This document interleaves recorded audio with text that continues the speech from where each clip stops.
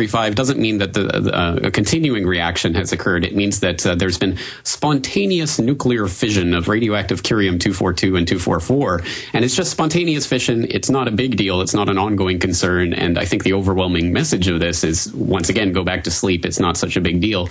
And one of the interesting things that slipped out when they were admitting that they had detected this fission going on in 2 is that they were also detecting other things going on in 1 and 3, and they weren't ruling out the idea that 1 and 3 were achieving recriticality as well. So that's really worrying. Right now, they're saying it's not a sign of criticality, but there are some other worrying indications that are coming out right now, including this one: reactor 2 hydrogen levels rising despite work to improve reliability of nitrogen injection.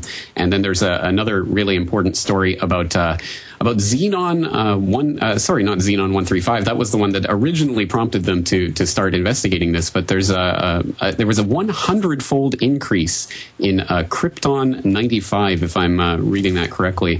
100-fold increase on November 2nd, which is a different byproduct, and Krypton 85, and it points to, again, this hasn't been explained from what I understand from their latest retraction of the criticality call. They're talking about Xenon 135. Oh, that was the spontaneous fission of this curium, but they haven't talked yet about the Krypton 85, which you can go and you can look at TEPCO's reports because they're releasing all these details, very detailed analyses of what they're finding, and you can see that on their reports, but they're not talking about the Krypton 85. And then there's another video that came out the other day. Informable picked up on this. Just incredible. It looks like there's a new hole in the containment for Unit 2. It hasn't been verified yet, and I don't see anyone else reporting on it, but if you go and look at the video, there's definitely something there that wasn't there the other day. So the implication is that there might have been another explosion. There might have been something, I don't know, forcing its way out of there. We don't know at this point, but Informable also managed to capture some video of the crane doing some testing right outside where that hole is. So that raises the possibility that maybe that's where they're doing the testing, that they found the Xenon 135, and who knows if this is related to something much, much bigger going on right there that we don't know about. And that's the point, because what we've seen with this whole disaster is they keep not telling us about critical things until months later. Oh yeah, by the way, we detected meltdown in the first few hours of the disaster. I mean, just ridiculous things like that. Well, that was my next point, is that if you go back to when all this started, we saw mushroom clouds, huge explosions, reactor cores injected into the sky, and months later they said, yeah, the Japanese government covered it up with bulldozers and didn't even mark where they covered the rods. A mile and a half away. It's so important, and you were on air covering that, and I remember your coverage of that in the first few days, and you were looking at the explosion, and you were noting, well, that looks like there are rods going out, and all of that sort of stuff, and that did come out later, and they just kind of blithely buried it in some New York Times stories. All I did was go up and look at the General Electric designs, and then say that, but it did turn out that was true. But it turns out they knew it the whole time and lied to people. But in Japan, a lot of the government's gotten in trouble. Here, as the smog drifts over, in the trade winds and the jet stream over to North America, it's just, hey, it's fine, go to sleep. Yeah, well, I think there are two interesting things to take out of the whole Fukushima debacle, and one of them is the fact that I'm sure your listeners don't need to be told this, but here it is again, triple confirmed, that anytime there's a threat to the system itself, to the functioning of the big corporations that are in bed with the big government or the overarching system, whenever there's a threat to that, they will rally around themselves to protect themselves, and they don't care at all about the average person. And that came out when the prime minister, who was the prime minister during this crisis, Naoto Kan, when he left office, he did some interviews, and he said, oh, by the way, guess what? When I was prime minister in the wake of this crisis, and I was asking my advisors, what is the worst thing that can happen? Like, in worst case scenario, what should we do? What'll happen? And they were saying, you're going to have to evacuate Tokyo. And he said he ruled it out immediately because that would call into question the viability of Japan as a nation. Well, let me raise that point. Let me raise that point, because I forgot the percentage of folks that live in Tokyo for overall Japan. I think it's 30 million in the greater metropolitan area out of, 125 million, something like that. So you're talking about 25%. It's in that range, yeah. Yeah. So, but I've seen documentaries now, and people pointing out that an American tourist, that just 2 years ago or a year ago, you'd go and the subways were jammed, the streets were jammed. Now I've seen videos where it's like a ghost town in many cases. Are you seeing that living in Japan, that the Japanese have evacuated to the south or the west? I'm seeing the exact opposite in a lot of ways. I would expect it to be a lot different, but it seems that it's not that way. And I personally, I've still never even been to that part of the country. I've never even been in that area, so I don't know from firsthand. But I've seen, for example, on Zero Hedge yesterday, they had some coverage of a guy who went to Fukushima and basically taking pictures of the town, just everyone, going about their business, and everything just seemed like normal. And I think that's been the way that the Japanese have been coping with this to a certain extent, on a certain surface level. The old Japanese mentality of just gut up and take it, and that's one of the reactions. But I think there's an underlying reaction that's going on here that suggests something completely different. Because NHK is also reporting today 70% in Japan want end to nuclear power, and that shouldn't come as a surprise to anyone. Because of course, Japan, the Japanese have an aversion to nuclear power and have had for a long time. Obviously, given the history of Hiroshima and all of that. But I think what this indicates is that finally people are starting to speak up about it, and you're starting to see movements of people and organizations and protests of nuclear power that are growing, and I think becoming a bigger force in Japan. And that's something that I'm not sure would have happened if it wasn't for something like Fukushima.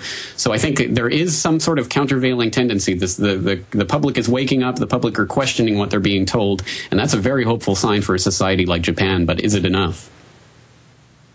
Well, it certainly is a hopeful thing, because they're trying to build more of these nuclear power plants. And I'm not against technology, but you had in the 50s exactly a plant right. blow up. The thing is, they can construct nuclear power plants in a safer way. But the reason that we use the uranium, the reason it's been constructed like this, is because of the nuclear weapons industry, and it's really a byproduct of that. Is the reason we have the construction that we have today, which is inherently unsafe and is going to cause more disasters like this in the future.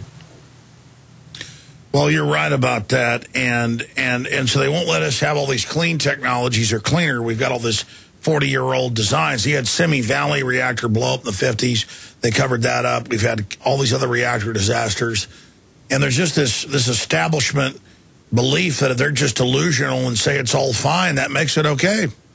It's not only that. I mean, if you look in the way that the reaction to this played out, even in Japan, let alone in America and in Canada and all around the world, but in Japan, of course, in the immediate wake of the disaster, they raised the maximum radiation levels for the nuclear power plant workers to 250 millisieverts from 100, and they've just put it back down to 100. So it just goes to show that these figures that they give the public are just as meaningless as they make it. I mean, it's not worth the paper it's not written on, basically, that they can just adjust these numbers anytime they like, and it is truly just to preserve the functioning of the state and preserve the functioning of the company and make sure that they can't get sued in the future. It has nothing to do with public safety. The exact same thing with the maximum allowable radiation limits in food, which they bumped up in the wake of the disaster to 500 millisieverts or 500 becquerels per kilogram, which they've just once again brought down to put it in line with international standards. But again, it shows you they just put it up and down whatever they need in order to cover their hind ends and make sure that they're safe and sound, and that nothing will be able to challenge their monopolies of power.